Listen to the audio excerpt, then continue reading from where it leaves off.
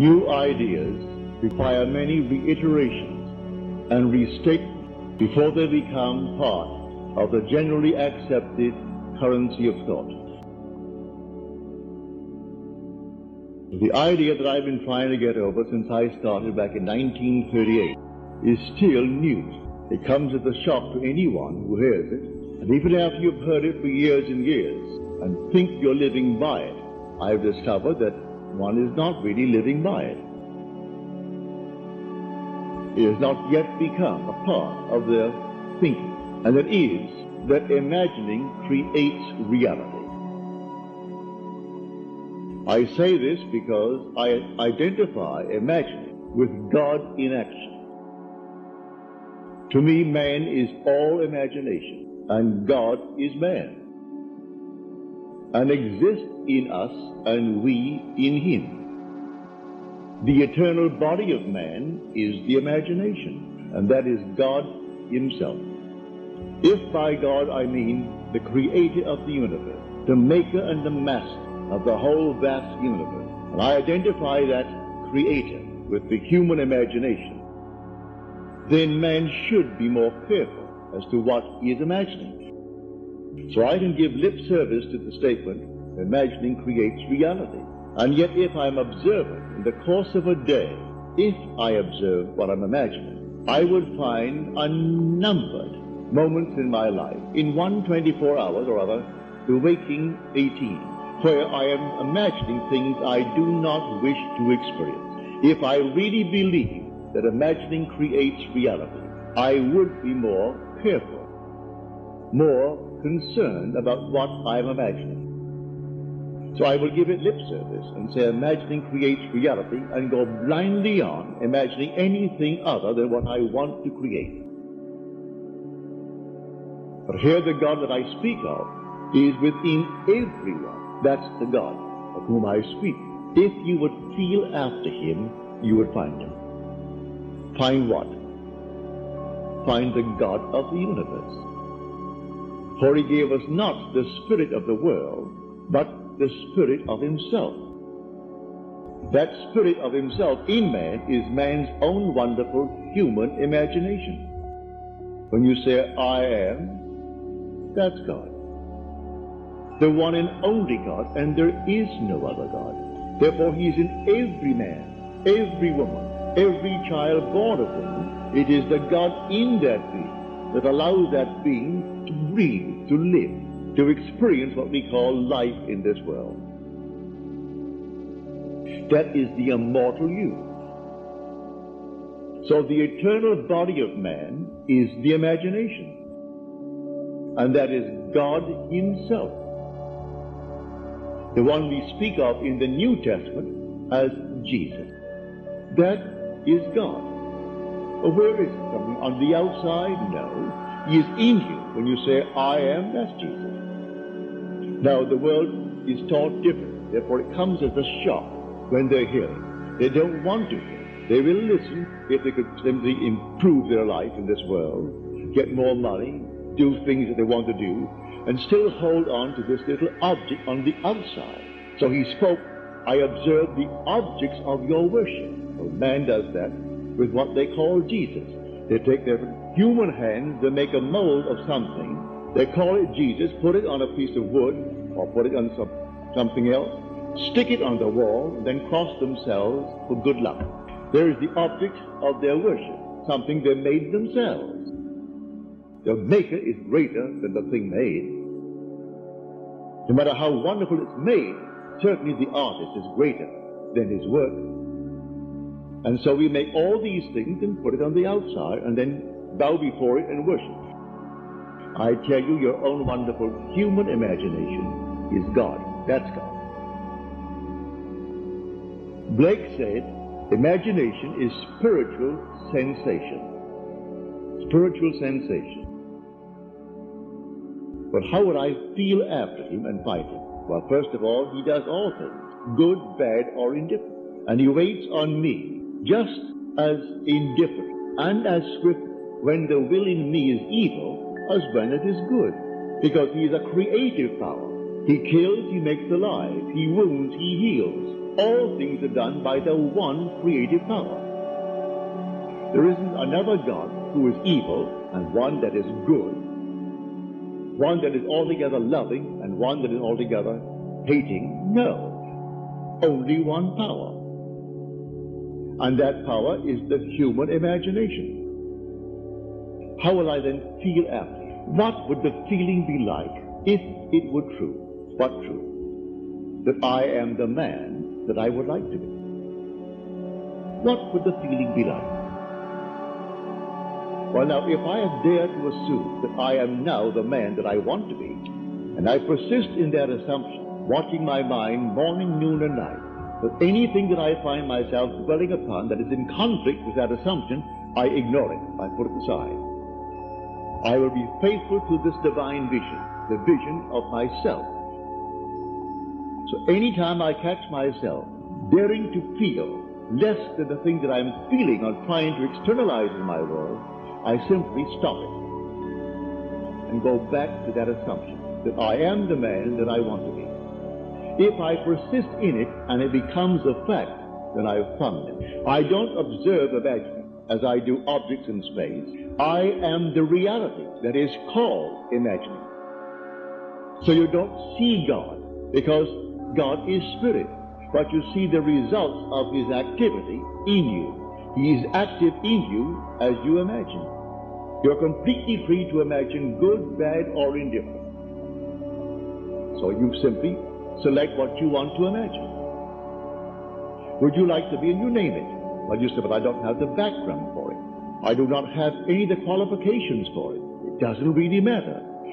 If imagining creates reality, you do not need the qualifications that the world thinks you need. All you need do is simply to boldly assume that you are the man, the woman that you would like to be.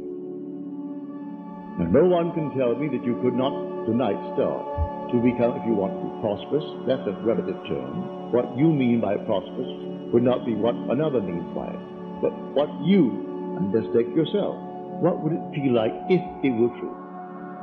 Just what would it feel like? And if it proves itself in performance, then you've found it.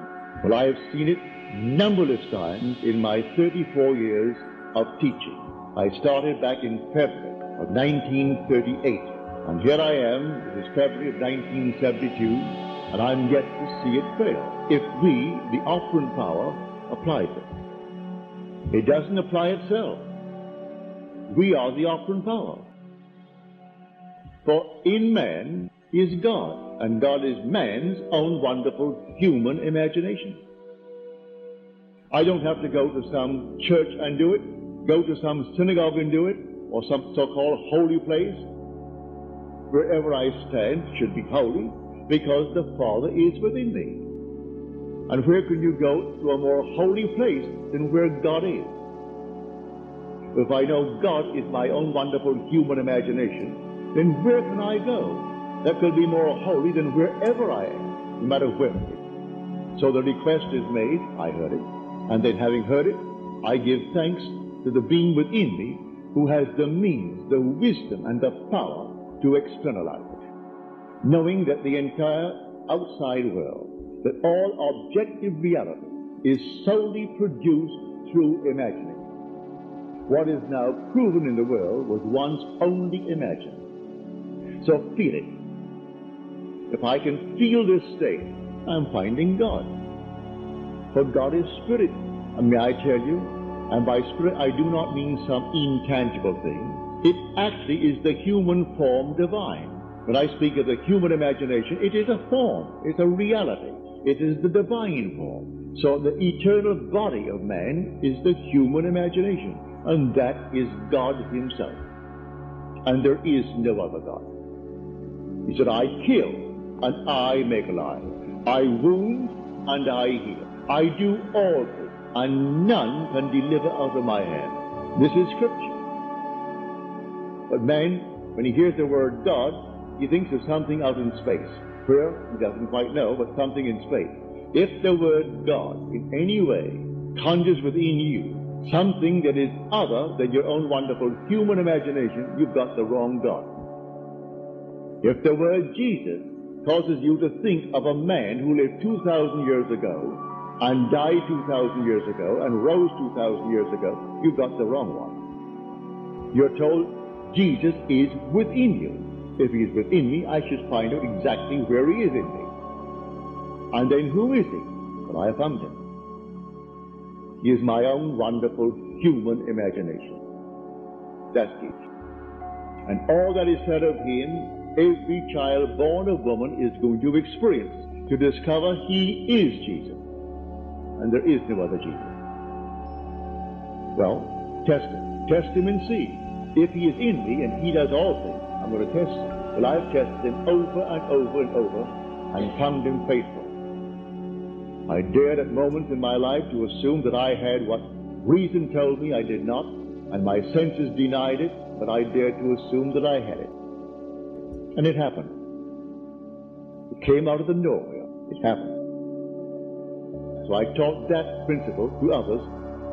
They applied it, and it happened. But strangely enough, after someone becomes a little bit better off than they were, they reflect upon it, and because it always happens in a perfectly normal, natural manner, they say, oh, but it would have happened anyway. And then they go sound asleep again. You can give someone a sedative, and you try to awaken them. For a moment, they're alert, seemingly alert. And while you're talking to them, sound asleep again. That's humanity. They're dreaming this dream of life, and they see the fruit of what they've imagined and deny that their imagination produced it. So they go sound asleep again, back upon the negative state. But I'm asking you who come here and persist in coming to observe what you are doing in the course of 24 hours. You're not alert 24 hours, but take, say, 16 hours. If you give 8 hours to sleep, well, take 16 hours and try to observe what you are imagining. And if perchance you catch yourself imagining what you do not wish to experience, stop it. Stop it right there and then, and don't give it an extra second. It may be you're in the midst of an emotion, and you'd like to complete the emotion, and tell him off completely. No, stop it. Break it, and that causes a sort of a mental abortion, a mental miscarriage, if you break it without exploding the emotion. So feel after him, and you'll find him. That's what he told the Athenians. Now take my word for it, and feel after him, and you'll find him. How would I find him?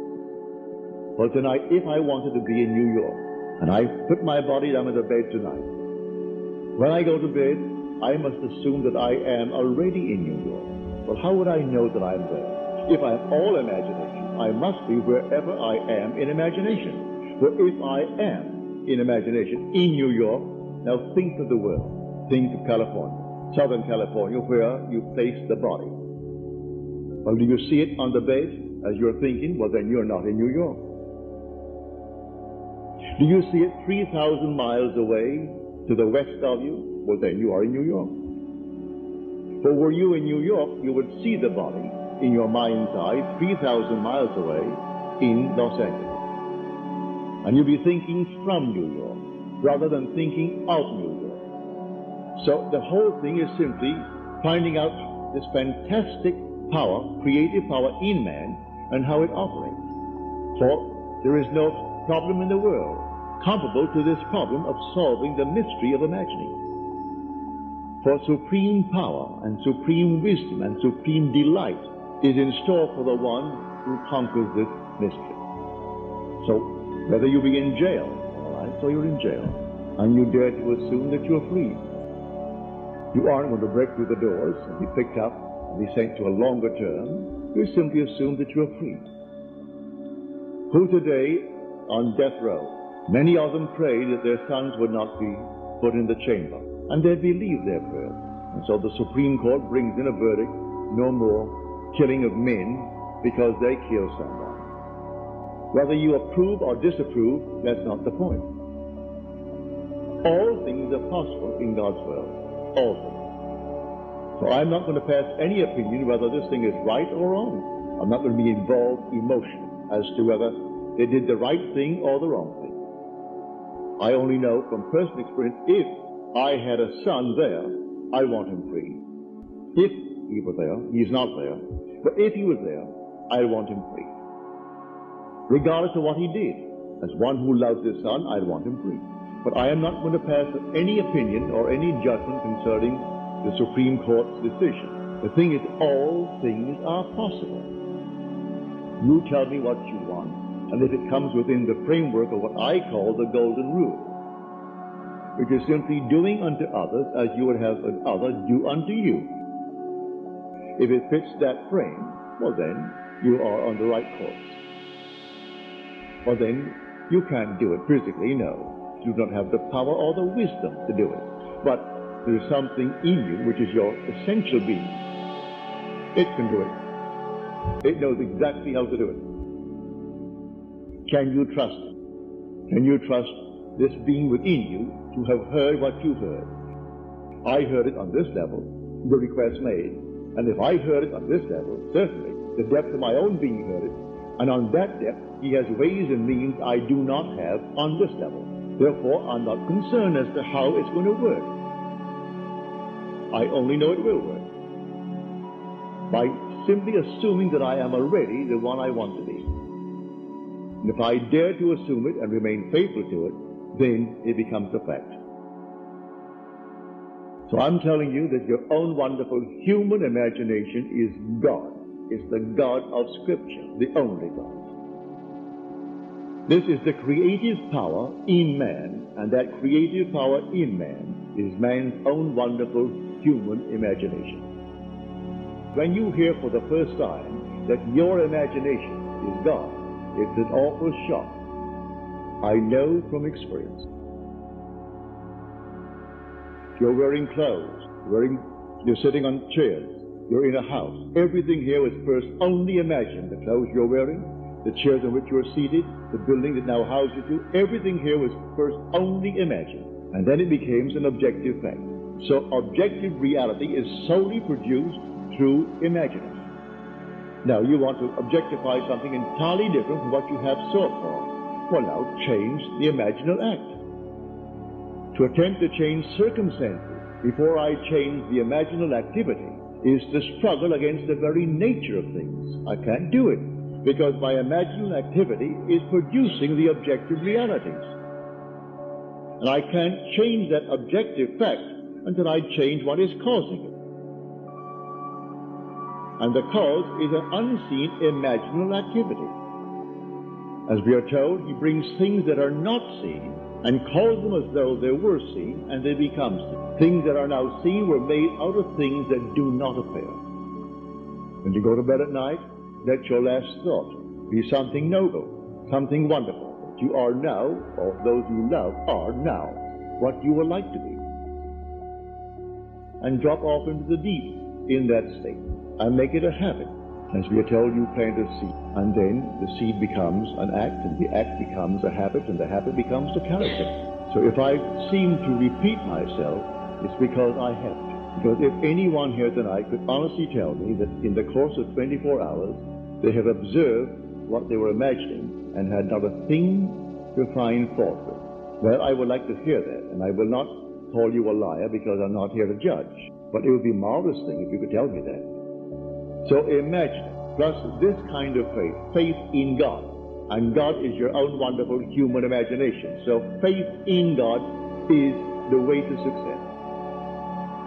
You imagine it as though it were true, and then you walk your way, not knowing how it's going to become true. But it will become true. I invite you to test it. Just try it. Cost you nothing. And you can never lose being. You can never lose the sense of I am. You can lose everything else, but you can never cease to be aware that you are. Imagining creates reality.